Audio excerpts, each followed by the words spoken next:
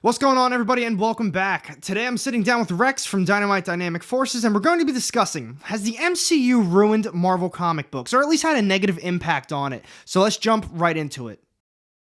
Welcome back, everybody, and we've got my guest here today, Rex from Dynamite Dynamic Forces. Thank you so much for joining me. Today we've got an interesting topic. Is Marvel's MCU having an effect on Marvel's comic books? A very interesting topic that you brought up because I think just as in this last week, DC had put out there was an interview with DC with their big merger with Discovery and stuff, and there was some comments made from the DC end that they wanted to do things a little bit more like Kevin Feige and the whole MCU kind of structure. So your question now leads to, is that necessarily the right move? I don't know. And I'm guessing the reason you brought up this topic is I finally got to watch Moon Knight last night. I still haven't seen the newest episode. I have to go with John. John's response after he saw it was clunky, and I did find it clunky. If nothing else, you felt like the story was kind of slowly being stitched together. And this episode was just kind of all over the place. So that, and obviously Morbius has taken several shots to the chin. That's it? Just several? What's that? Just several? That's it? Well, I'm trying to be generous here. So when people make comments that made Eternals look good, you got a problem. So I have to imagine that probably has something to do with why you brought the topic up. So I think it's a pretty open-ended question. Is the MCU ruining the comic? And I'm interested to hear your thoughts now before I say that. My take on that is this is kind of a very open question. It depends on how people would like to look at it. My opinion is, I guess it's not exactly that it's ruining it. In my perspective, I have talked to quite a few people, which is why I wanted to bring this up with you as well, because, we're always talking Marvel, we're always talking comics in general. And I have had some people reach out saying that they think comics have gone way downhill, mainly because of how huge the MCU has gotten. They're really expanding in a lot of the movies, the TV shows, and it's working its way into the comics. And I've noticed that as well. One of the biggest examples I can think of is not just the Miss Minutes cover from Loki, but you notice a pattern as to Marvel in the comic book side are bringing a lot of characters to the comics that are going to be making their way to not just just the MCU, but also the TV shows. We saw it with Moon Knight in preparation of the show. A lot of people don't know who that character is. So what did they do? They created an ongoing series where they kind of put a lot of things together that we're now seeing in the TV show. They did the same thing with the Loki show. They brought Miss Minutes, not from comics or anything, but they put Miss Minutes on a cover. Probably going to play some sort of role in comics eventually, but what was that series from? It was a Kang the Conqueror series. Why? Because Kang is now a huge thing going forward with the MCU. Now, I'm excited about that, but you see these small things. What did they do with the Hawkeye shows? A Hawkeye Kate Bishop show. They made a little 5-issue miniseries in preparation for the Hawkeye show based on Kate Bishop. Why? Because everyone already knows who Hawkeye is because of the MCU, but no one really knows who Kate Bishop is. So you're starting to see a lot of patterns where the comic books and the MCU are going together. And for the most part, I'm not saying it's a horrible thing, but there's a lot of series and a lot of things happening that some people, might not really care about. It's basically just to get people well informed or a little bit of an update as to who they are for when the show or movie come out. That's kind of my little take on it for, that. Okay. Yeah. I think it's inevitable that we're going to see this at some point, was that they were going to notice that they could cross market. So that one could drag into the other.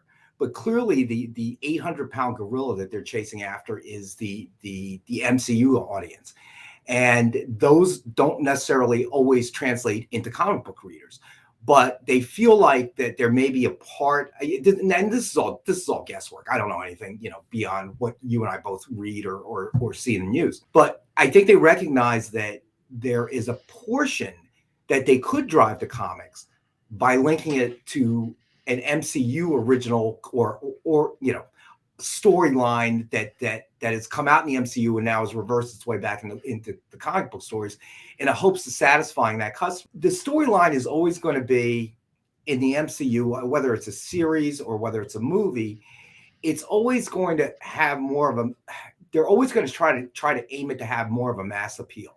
because they do recognize that a lot of people that watch the MCU don't necessarily read comics. So that's the person that they want to keep. And I kind of see that from a business standpoint. Where does it kind of go wrong? Well, that becomes the interesting question. It can go wrong in a number of different ways, depending on how you handle it. You could eventually offend the entire comic book reading part. I think we saw a little bit of that backlash in terms of Moon Knight because the origin story there has changed dramatically, although they did warn us about it. They did tell us. Yeah, they did tell us. So, from that perspective, especially for a character maybe that wasn't so well followed in the comic book universe, they're going to take advantage of that. So it's going to have more weight. With things that are more mainstream, like with a Thor or with a Captain America or one of your more mainstream, Black Panther probably, especially is carrying a lot of weight there because of what happened to Chadwick Boseman. They've got to be more careful. Okay. These are your heavy hitters and you've got to be careful that you don't end up really offending the MCU fans or chase them away. So if you're going to take your chances, I guess, things like Moon Knight, things like Morbius are probably the good ones to take and take your shots there as opposed to trying to mess up what would be your mainstream characters kind of supporting it. But there's always going to be conflict and disagreement, I think, in the way that the things are portrayed, because no two people are always going to agree on the path. I mean, even in comic books, take the MCU right out of it. I'm a huge Cyclops fan. Most of the world is not. Okay, they can't stand the character. So there's always going to be kind of that disagreement that exists. But the question is, do you keep coming back to it?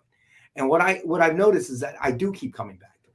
Even with Moon Knight, which I thought was the last episode was kind of clunky, just like John said. Am I going to watch the next one? Yeah, I am. Absolutely. Right. So I'm still coming back to it. So you haven't lost me.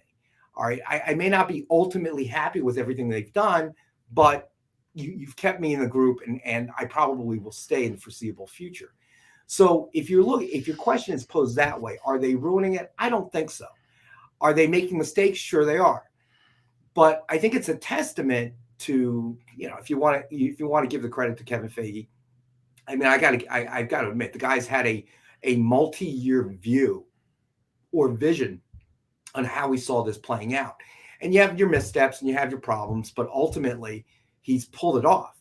And he's kept it cohesive. And the reason DC is looking for its Kevin Feige to kind of lead it, and obviously, I guess at one point they thought it might be Zack Snyder, but it doesn't look like it's going to be that way. I think that's the right lesson to learn from Marvel, for DC, because they've had their individual successes, but they don't stick. They don't stick because it's not connected to something larger or greater. Your Easter eggs don't really matter to me. You had a Joker movie it was a great movie. I think Joaquin Phoenix did a phenomenal job, but it's not going to lead me to watch anything else DC. It's a self-enclosed story. Now, it could have not been the Joker. It could have been just some movie about a psycho dude, all right, who happened to wear clown makeup and had no connection to Joker. And the movie would have stood on its own, I think. I think it was a good enough movie. Joaquin Phoenix did a tremendous job that it could have been a standalone film. I find it interesting. He's not like the Heath Ledger Joker, which was obviously more tied into the whole Batman canon and the DC universe. Whether they make mistakes sometimes or they don't, I think that they've tried to keep everything in one direction where DC is not, and it's hurt DC in a lot of different ways. I think. Look at it this way: you had Ezra Miller now as I was reading all about that. And that kid, Grant Gustin. All right. Clearly, everybody loved him in the series. Everybody loved him as a Flash. It's still a head scratcher why, when you went to the movies, you decided to replace him with Ezra Miller. It kind of closes the door on stuff. It closes the door on, I think, right. Even though Marvel's done it the opposite way, they've done the movies and then gone to the series, it's still the same actors. And I think that continuity is important. And, your Loki series, that's the Loki we know. Hawkeye, that's the Hawkeye we know. WandaVision, that's the one, that's the all of them we know. That's the Vision we know. And it helps to keep it in one place and keeps that kind of excitement going, I think. And I think that's where DC really missed the mark. The Ezra Miller, Grant Gustin is always going to be a head scratcher. And now you got bigger problems. Now you don't know what you're going to do because the guy's getting himself in trouble all the time. So now you got to fix that problem. their inability to make Superman work over and over and over again. I really think the last good Superman movie was what? The original Superman, the movie with Christopher Reeve. It's been quite a while. Yeah, I mean, they just keep missing the mark on that. You know, Batman has worked, but again, unless you're going to do something like the multiverse with the Spider-Mans, how are you going to make all that connect? You know, I think they're trying to. I think they're thinking about it. Everybody wants a multiverse. It helps you be able to clean up those loose ends that you have. But, you know, and then don't even get me started. I mean, then some of the series they put out, I think totally missed the mark. Gotham, really didn't enjoy that very much. I watched a few episodes and it's like, what's the point of this? It's a police story. If I'm going to watch a police story, I'd rather watch Blue Bloods or something like that. You know, there's no connection to the wider DC universe. And then Pennyworth. I haven't even watched that. I mean, I don't know, you know, but again, what are we talking about? Are we talking about the Butler? Really? You know, there's no, you know, why is that happening? And then they're all over the place. You got the CW series, which seems to lie apart from the DC universe. So, I think that although you can point at specific mistakes where comic book purists may feel like Marvel's missed the mark or you know, they ruined that story. It was so much cooler, you know, in the comics. All of that may be true, but I think that without a kind of a map, they're really doing the best that they can do, and ultimately it's working because we're all still engaged. You know, it's like, and I hate to use DC as an example, but it really is of how not to do it. It really is just like here's Marvel and everything they did right, and here's DC, and I hate to say this it. is Yeah. it. Yeah, you know, I hate to say it. It's not a question. Is the DC universe making the comic books worse? It's like the comic books are the comic books. You guys haven't been able to translate this over to make it stick. I mean, Peacemaker, another example. They were given the formula right there. Okay, you redid Suicide Squad, and it was a big hit second time around. Okay, first time around, it really had no win in its sales. Then you did it the second time, and out of that came out the Peacemaker series, which was phenomenal. Now there's your segue into trying to bring everything else together, because ultimately the only thing I have to look forward to with this is what? Peacemaker season 2. Yeah, you know, there's nothing wider, right? Yep. I'm not talking about anything else that DC's doing. Whenever Marvel does something, we seem to always be talking about something else, even though the widely accepted review of Morbius is it was horrible. What are we talking about now? Doctor Strange in the multiverse, right? I mean, that, you know, if you keep it connected, you have the ability to keep leaping. Yep. And basically everything that's led to Doctor Strange. It's not even, you know, oh, we got a cool Doctor Strange movie. It's wow, Spider-Man led to this. All this other stuff led to this. Well, Miles Morales even make an appearance because we're dealing with multiverse stuff. Maybe Spider-Gwen. Right. Like, there's a lot of ways that they could go with this stuff. And I mean, there's no doubt that the MCU is legit a masterpiece. Like, it truly is. Even if you don't like Marvel, even if there are some movies that have some like massive gaping plot holes in it, or just stuff you really didn't like in general, you can't deny the fact that what they accomplished was absolutely incredible. You know, right. And most of the headaches that they've experienced along the way, I mean, you know, there are little failures. You know, I would generally say that Iron Man 3 is not one that I would watch more than once. You know, there have been ones that didn't really work, but overall, I think the experiment, you know, the Kevin Feige experiment has worked. Absolutely. And you're going to have those missteps. And then any other headaches that they've kind of run across has been a lot due to licensing issues and the battle with Sony and bringing certain characters. And that really isn't anybody's fault. It's just kind of the way things went when, you know, Marvel was in trouble in the 80s, and, you know, the intellectual properties kind of got separated. So, you know, it was like really, really weird. So, you know, like the Tesseract for me, it was always growing up, the Cosmic Cube, and there are just certain things that had to change. But those were all licensing issues, you know. So a bunch of lawyers standing up saying, well, you can't do that. You can't use that. You can't call it that. Don't really blame that on what they were trying to construct, you know. So I guess ultimately, long way around. No, I don't think so. I think they up to this point have complemented each other. I think the comic books have given the movies, the TV series, a great foundational basis for the screenplay. I do recognize that they alter it because they're trying to attract a wider audience, one that is not a, you know, I think as any comic book fan, we would love for them to make, the movies and TV series specifically addressing what we want to see, but they're also a corporation. They're trying to make money. So the wider appeal that they can attract should always be the goal. And that's going to happen. You're going to run across those little bumps. Can DC do it? I think they can.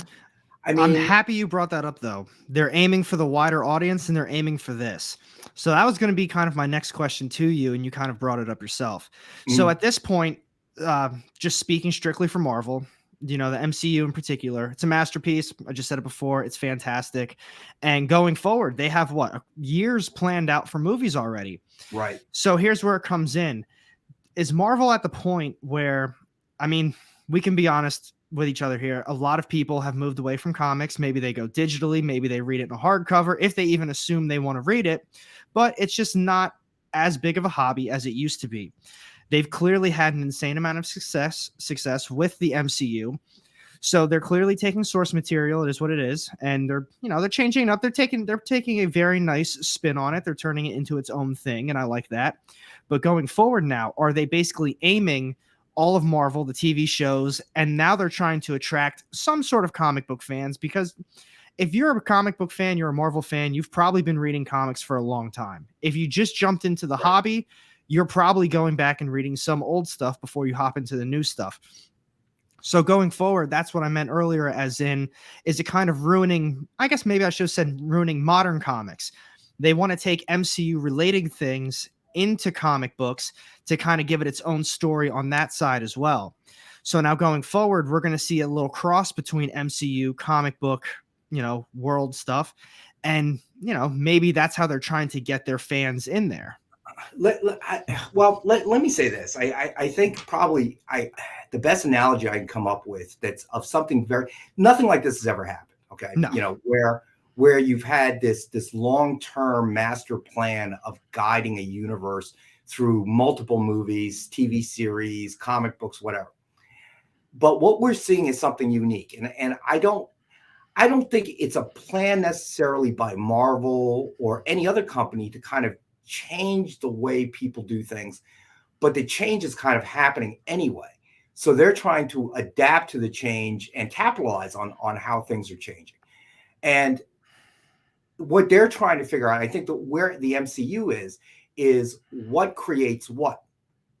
And what I mean by that is that at the inception of this, obviously, movies, TV series were made with a foundation of whatever the storyline is in that particular comic. And they take that storyline, they adapt it obviously to a screenplay and so on and so forth, and add their special effects, whatever. So that's the way it's been. Now we're looking at a period where, okay, now we start publishing comics that actually are previewing what the storyline is going to be in the next MCU movie or the next MCU series, right? So all of a sudden, is it a chicken or the egg? All right. And the only time I think in marketing, at least in the entertainment field, where I've seen that same kind of weird thing happen, believe it or not, was probably during the turn of the millennium into not quite 2010. I want to say not, maybe that 10-year period. I saw something very interesting happen. And what was happening was Barbies would release something, a toy, and you start to see it at the Toys R Us. And I take my daughter there and obviously, ooh, buy me this, buy me this, buy me this. And it's like, no. All right. And then before too long, they started making DVDs, and there would be little animated featurettes surrounding this new storyline. And they would broadcast in different places. You can buy the DVDs, you can rent DVDs, whatever. It's Barbie this, Barbie that, Malibu Barbie that. And the next thing you know, the next time your kid goes to Toys R Us, she is literally clamoring for the new toy. And that was really interesting to see, because the way it happened before was you put a TV series on and an animated TV series on, I don't know, He-Man or whatever, and then other things would come of it, right? And now, so you'd have all of a sudden, let's have a TV series, let's have this, let's have that. Now all of a sudden, the TV series, we know we're making the toys. Now we're going to make a TV series to market the toys. And that was an interesting shift I really thought in marketing. And I think the MCU is now kind of facing that. It's no longer just a source material comic books that are providing foundation. Now I think it's going to be a two-way street. I think so too. And, right. I So really, those Barbie animated, featurettes, they weren't meant for broadcast. You can watch them now, with streaming services, but they weren't ever really meant for broadcast on a national level. They didn't need the people that were not their market to watch this. They needed their market to watch this. So they made sure it got into the hands of the market, creating that demand. It was brilliant. It didn't last very long because, once again, technology changed it. Yep. Who buys DVDs now? So they may still be doing it. Obviously, my daughter is now an adult, so I'm not in the world of Barbies anymore. So they may still be doing it somehow through live streaming or whatever and creating that demand. I don't know. So I think that's one thing that shifted. I think the other thing that we have to keep in mind is what Marvel is trying to do. I don't think they're trying to create this kind of plan. They're just trying to adapt to it.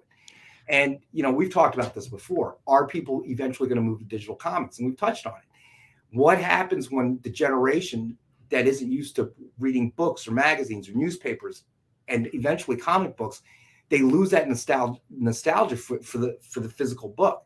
Doesn't mean they want to stop reading comics, but they want it on their computer, their laptop, their iPad, their phone, whatever. Easily accessible.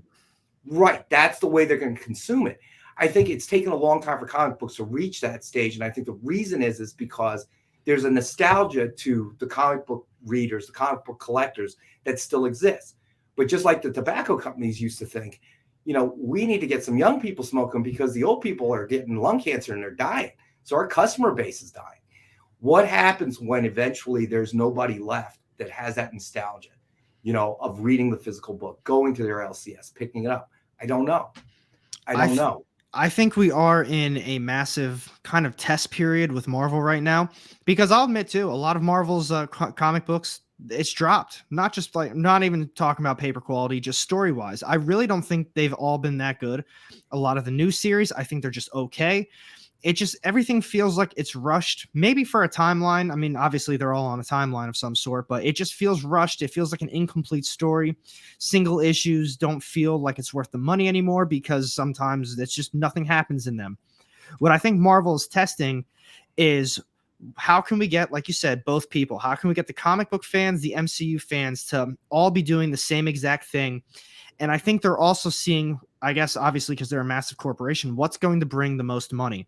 Say, for example, say we put Miss Minutes on a comic book. Will the Kang the Conqueror series spike because now a larger audience recognizes Miss Minutes than a regular just comic book audience?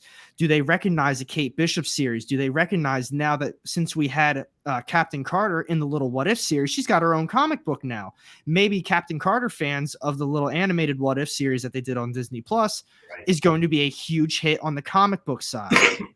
So I think they're testing things out. I think they're seeing what works, what they're trying to cross play to each other, what they can take from their own creations to put in a comic book, and obviously what the most popular comic book things are as well to take into the MCU to get everyone together on the same page. So I don't know. Well, I think that the danger is that if you pay, it's a delicate balance, and it's a question. The question is whether or not Marvel sees it, because if you spend too much of your resources and efforts on the movies and the TV series, but you neglect, as you say, the story, the storyline, the story arcs are getting weaker and weaker. Well, there's a danger there, because currently the success of your movies have been based on the story writing of the comics. Now, once you start to pay all your attention to the movies and you're not paying attention to the comics, when you run out of stories, where are you going to draw it from? Because the comics, you've let fall to the wayside and the storylines are bad. So how are you going to convert that into a successful screenplay? So there is the danger I think that they're faced with. But I think you're right. I think they're in a interesting period, because technology is going to play a significant role. You have a generation of people who are used to receiving their information through their phone, through their iPad. It's not through television. It's not necessarily through movies. Yes, they you still have movies, you still have TV series, but predominantly it's all streaming. And where are you streaming that? On your phone, on your iPad, wherever you are. So ultimately, technology is forcing that consumption in one kind of avenue. And what happens when they dominate the planet, which they will? And that really is the open question. What happens to physical comic books? What happens to whatever, I mean, and there's the unknown, because at this point you can't predict where technology is going to take us. I think the whole VR world, the metaverse is interesting in the sense that how is that going to affect and change our lives? I'll tell you, 40 years ago, if you ask somebody, 50 years ago, 40 years ago, even 30 years ago, if you ask somebody that libraries would pretty much become nothing but crypts with nobody going in there anymore, people will be like, no, you're crazy. You'll never pick up another newspaper again, likely. What? You're bananas, dude. What are you smoking? I think if you told everybody that I wouldn't need yellow pages or white pages or phone books anymore because it's all stuck in my little phone, people will tell you you're bananas. So that's just in the last 30 some odd years. What's going to happen in another 30 years? And we may not be able to predict anything. We may all be walking around with VR goggles on our faces, living in a virtual world. Yeah. I don't have to shower because you're not really meeting me. You're meeting a VR version of myself, and that person's hair is perfect and perfect features, whatever. So I don't know. I mean, it's an interesting question though, but I guess ultimately to answer the question of the day, I don't think so. No, I don't think the MCU is making comics worse. I'm not saying it's making it better either. I think right now they have a how do I put this? Not a parasitic relationship, but a mutually beneficial relationship. What is the scientific word for that? Symbiotic. Symbiotic, right? Bringing more Marvel terms. Exactly. They have a symbiosis, and they're trying to figure out who's dominant, and they don't really know. I don't think they know. I think that's a great way to put it. I really do. I don't think it's having a negative effect like some of the people I have talked to. And at the same time, I don't really think it's having a positive effect. I really do think that they want the MCU to be the most successful thing that they possibly could do. And I can't blame them. It's literally incredible. Everybody looks forward to every movie, even if you're not a Marvel fan, but they want that success in the comic books. So, right. And you're absolutely right. And when I say I don't see a positive effect, I mean, I don't see a direct positive effect to the world of comics, but I do see a positive effect as their ability to grow the MCU. Mm-hmm. All right. Because clearly DC sees it as well, because they recognize, wow, we need to get a Kevin Feige. Where do we find this guy? This guy or this woman who's going to lead us into the future. And the fact that they're asking the question says something, now whether or not they can do it successfully, that I don't know, but they are asking the question. So they're doing what they can. And on that note, we did hit the 30-minute mark. I like what you bring up about technology. Maybe that'll be next week's topic. Ooh, yes. But everyone that is or has tuned in, I really do appreciate you popping in today. Let us know your opinion too. Do you think the MCU is potentially ruining comic books? Do you think it's having a positive effect on it? Or do you think comic books are now better because of the MCU? Do you like the additional things that they've done for comics? How are the storylines? Let us know your opinion down low on it. And as always, thank you guys for tuning in. Rex, I know you're a very busy guy, and I really do appreciate you taking the time out of your day to sit down with me and talk about stuff like this. I love it. It's the best part of the day. And don't forget, you're with us on The Experience from 6 to 8. So we're going to have some great slab comics, cover sketch art, signed comics, all kinds of stuff. So join us, and we may continue this conversation with our buddy John here. That we'll usually go off a tangent, or we'll start talking about cheesesteaks. Who knows? The good stuff. But seriously, thank you again. All the links for The Experience, Dynamite, Dynamic Forces, all down low in the comments or in the description. So go check that out. Check out their links. Experience has a lot of really good stuff on there too. And on that note, thank you again, everybody. Thank you, Rex, and have a good night. We'll see you tonight. Thanks.